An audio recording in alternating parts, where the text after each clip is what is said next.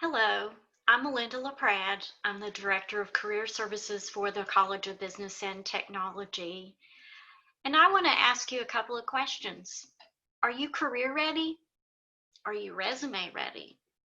One of the foundations of the career readiness process is to have a resume ready to go.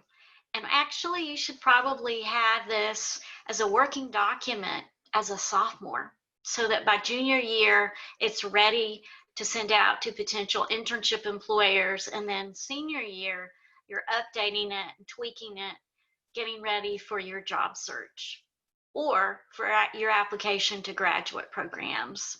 So I'm going to talk to you a little bit about this today. I'm going to share my screen. Let's get started.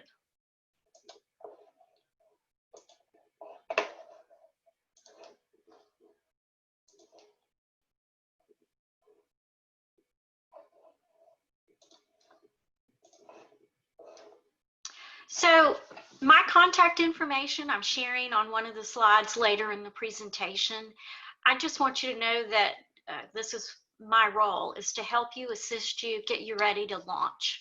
And so if you have any questions about today's video, please email me, call me, reach out, because that's why I'm here. I'm your advocate. So let's begin. 6 seconds. Can you believe it? That's, in some cases, how long an employer will look at your resume. That's not a lot of time. So what you want to make sure that you do is that in that 6 seconds, the employer sees the things that are most critical, most relevant about you as a candidate, so they can start to make connections between your resume and their needs as an employer.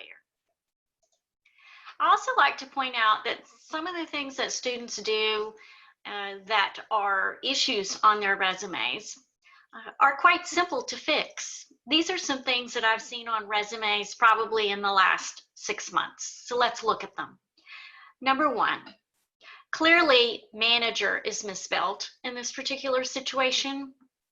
Manger, spell check's not going to catch this because manger is also a word. So that's why it's so critically important that you not only spell check, but word check your document to make sure that some of these boo-boos don't make it all the way through. Another thing that I stress to students is that if you're going to use the name of the employer on your resume, your headline might read Accounting Intern Spring 2021, Ernst & Young as the employer. Well, Ernst is misspelled. You definitely don't want to have an alum who works for the employer calling you and saying, you might want to talk to this student, which is what happened to me. The third thing I want to stress is color and creativity on the resume. Who's your audience? What is your purpose of sending the document? If you're in a creative field, then you can maybe stray a little bit in terms of color, a little bit in maybe format, presentation. But if you're in a very conservative industry, you need to stick to industry standards in terms of their expectations for what you include on your resume and how you present it. And the last example, where the picture of the candidate is shared on the slide, it's not that that's a bad thing to do, but it's something that raises questions in the minds of employers who are hiring. I've had employers who have told me that when they get a resume and they happen to print them out or are sending them electronically to potential hiring managers, that they actually take a Sharpie and cover up the face of the candidate. And there's several reasons for that. But the most glaring ones are protected classes can be visible through a picture.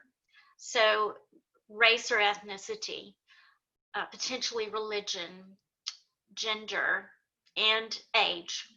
So I recommend that you leave the picture off the resume. And I know there are tons of templates out there right now that actually have these pictures as part of those templates. But my recommendation is leave that off. And if you want to share a picture, do so on a professional social media platform like LinkedIn. So I kind of boiled down key strategies for resume writing into these items here, and I'm going to quickly flip through them. So number one you need to make sure that you not only tell the employer what you offer, that's going to really have like a dotted line between your resume to their needs based on the job description, but you need to show those skills in action. Share that information through maybe your experience section, your project section, your leadership section, your activity section. Any of those are great places to segue into how you've used certain skills. Write the truth. You do not want to fudge truth on your resume. If your GPA is a 2.75, don't say it's a 3.2 on your resume, because many employers are going to ask at some point for a college transcript, and that's going to tell the true story. So never fudge on your resumes. Write for the skim. If they're only looking at it 6 seconds, what do you want them to see about you in those 6 seconds that's going to translate into their needs in that job description? Customize for audience. Who are you writing it to? If you're applying for a marketing job, then your resume is speaking to the marketing manager. If you're writing for a management job, then your resume needs to be focused more on the job description and those skills that are more derived from management and administrative types of responsibilities. So please remember your audience. You are not sending one resume to everyone. What happens when students make that choice is that a lot of times they won't go beyond just sending the application in. They're not going to get the call back for an interview. You have to make it clear to the employer how you have what they need, or they're just not going to go to the next step. Your resume needs to share not only the responsibilities you've had in jobs, research projects, team-based projects, internships, leadership roles, but also how did you impact that organization? What results did you produce? And I'll share some examples in just a moment. Relevance drives the process. You're going to have to make judgment calls about what you want to include on the resume. And generally it's 1 page. So do you use 6 bullet points to describe a team-based project from class that had a real client? Or do you use 6 bullet points to share information about your lifeguard job? There's nothing wrong with having a lifeguard job. And if you had leadership roles within that job, then that may be something you want to share. But you've got to make those strategic calls so that your resume is going to do the best it can in terms of branding you as the right candidate for that position. Resume sections and headings. Really quickly, I'm going to run down these and talk a little bit about some of the things that I've seen. Contact information, it has to be accurate. If an employer has to call me or email me about getting in touch with you, that's a big red flag. And a lot of times, frankly, they're so busy, they're not going to take that step. It needs to be accurate.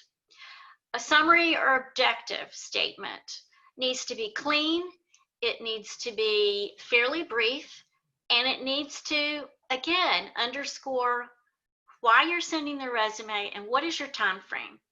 That helps with that skimmability I addressed earlier. Education. That's one of the most relevant things you have going for you. Unless you have a lot of relevant experience, it needs to be up higher on the resume. Experience. There are a host of types of experiences, and you can see them outlined there. Make sure you look at that full complement of options in terms of experiences to share, and then whittle it down based on what's most relevant for this job that I'm going for. Additional skills. Employers are looking for key professional skills, problem solving, teamwork, communication skills, leadership skills, being technically savvy, being globally aware, showing initiative, being adaptable and flexible. So if there's any way you can include those on your resume and show how you've communicated and worked in teams and are technically savvy, you need to do so. Data analytics right now is very hot. It cuts across every single major in our college. Ask yourself the question, have I showed how I know data analytics and can use it to make decisions moving forward in the position? And then awards and honors, Can be up higher under education. It can be lower. A lot of that really just depends on you and the story you're telling. Now, this is a sample template. It's on the CBAT Career Services webpage. I encourage you to take a look at it there. I'm not going to read this to you, but I am going to just point out a few things. The summary, again, you're not going to take 6 lines. That's too much space. You really need to think in terms of editing, condensing, saying what you need to say in the clearest, most succinct way that you possibly can. Relevant projects and research, very, very important to include. I know I've had computing students who've actually worked on research with faculty for the Department of Transportation. Very relevant and important information. Team-based projects from class where there's a real client. Wonderful things to include. Work experiences, leadership experiences, again, how much space you have to share about those experiences is going to be your judgment call. Technical skills, SQL, could be Python, Revit, AutoCAD, SAP, Salesforce, any of those, if you know how to use them and you're familiar, put those down. Activities and involvement, that's going to be something that you're going to have to evaluate. Do I share this information or do I really devote more space? I list it, I don't share it, but I devote more space to some of those things that are more relevant. This is a compiled list of key rules. A lot of them I've already addressed. What are strong active verbs? Design, develop, create, manage, coordinate, prototype, evaluate, analyze. Use those strong verbs on your resume. Consistency in information presentation. Dates need to go the same space every single area of the resume. Reverse chronological order. I know it's counterintuitive. You start with present day and go backwards. Your document needs to be 1 page. Unless you've worked for a number of years in a relevant experience, your resume needs to be 1 page. I can help you with the editing process. I've talked about creative fields. Portfolio, website, or GitHubs. Be sure to list those on your resume because that adds yet another layer of showing what you know in addition to just telling what you know. Put your references on a 2nd page. Copy and paste your contact information and then follow that up with references. They're not going to ask for references till they're almost ready to make a hire. When you're saving your resume, please save it as your name, Susie Smith, and the date of when you updated it as a document. Please do not use resume fall 2020. Employers have so many resumes that they're receiving on a daily basis. The more you can do to differentiate your application from somebody else's is important. Email for job search should also reinforce your name. Don't use the word I. I think you might be able to get by with it in a summary section, but otherwise you start with that strong active verb, and then you know you've got a spell check. These are some examples of results that I alluded to earlier. Numbers, if you've got numbers, great. If you don't, then don't include those. Impact projects, what did you do? How did you do it? And how did it impact the company, the team, the organization? And then lastly, what sorts of accomplishments and recognitions have you received? And there are a variety of those. Even a promotion at work is important to share. Trying to get your resume down to 1 page requires sometimes some finessing. I can help you with that. These are just some suggestions in terms of ways that you can do that. Don't go smaller than a 10-point font. You want them to be able to read it for sure. I'll let you read those on your own. So in summary, with this process, you want to make sure you use those key strategies, brand yourself so that the employer can actually see you in the role that they're hiring for. Some key things to think about are that customization. How are you different from the other candidates? What differentiates you and might give you the edge? Certainly you want to use those keywords, and by all means show your skills in action. And the key things that employers are looking for in candidates right now, based on surveys, are these keywords on the right. Have you included them? Have you shown the employer how you know how to use them? Here's a list of resources that are available. Career Services website, handouts on that page. My contact information is there.